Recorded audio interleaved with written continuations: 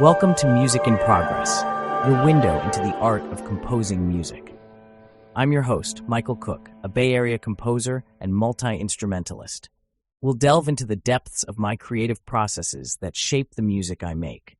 Whether you're a fellow musician, an enthusiast, or simply curious about the magic behind the melodies, you'll find valuable insights, practical tips, and innovative techniques to inspire your own musical journey. Masterpiece syndrome. The week before Thanksgiving. The week before Thanksgiving, I was working on porting 2 compositions from Finale to Dorico while also trying to research an idea for a new piece.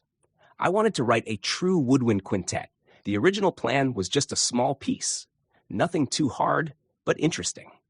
I thought about mixing an aleatoric section with a rhythmic minimalist section, influenced by native Taiwanese folk music or Chinese folk music.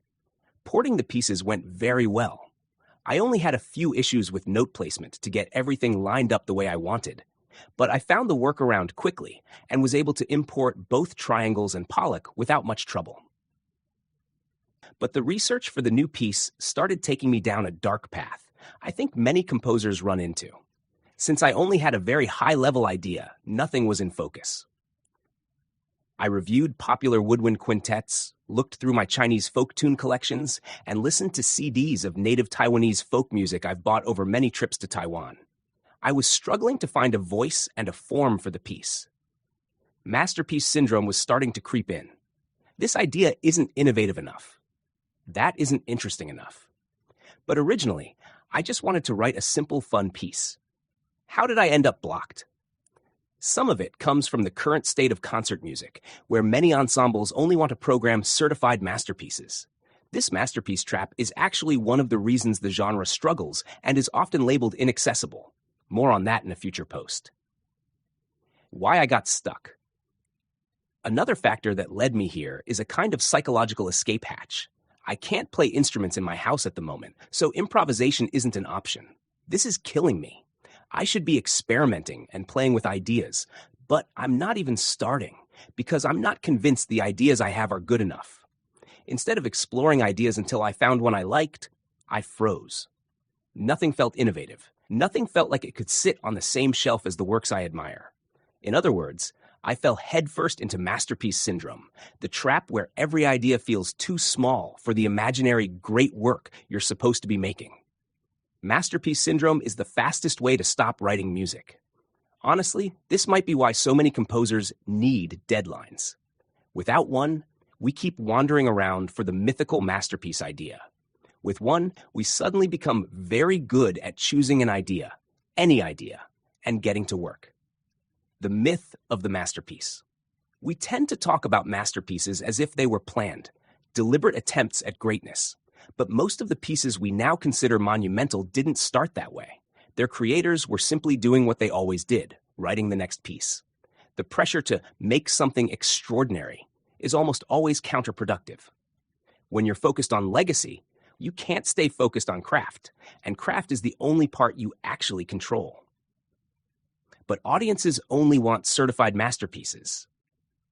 This fear pops up frequently, especially for composers writing outside the established canon. Audiences love the familiar. The verified greats feel safe. While we should consider our audience, I've always believed we should write honestly and find the audience who resonates with what we say. Personally, I think more about the performers, whether they'll enjoy playing the piece. Ultimately, expression guides me more than predictability. If composers only wrote what audiences already approved of, the repertoire would stop evolving. Every new masterpiece exists because someone ignored the idea that people only want the canon. And when audiences do embrace a new work, it's rarely because it reinvented the universe. It's because it was honest, well-crafted, alive. Even masterpieces have flaws. One of the most liberating reminders is that even the canonical works, the untouchable masterpieces, have rough edges, impractical writing, or sections performers have historically modified or omitted. Beethoven, Grosse Fugue, Opus 133 by Ludwig van Beethoven, was originally conceived as the bold, climactic finale to his string quartet number 13 in B-flat major, Opus 130. But it was so controversial and technically demanding that Beethoven's publisher convinced him to write an alternate finale.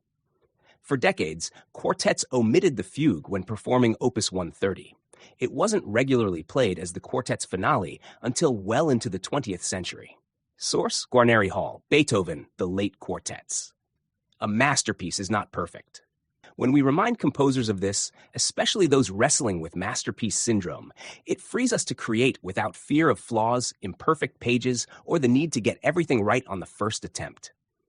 If Beethoven's so-called masterpiece could be questioned, altered, and even replaced, then no composer should feel trapped by the need for perfection.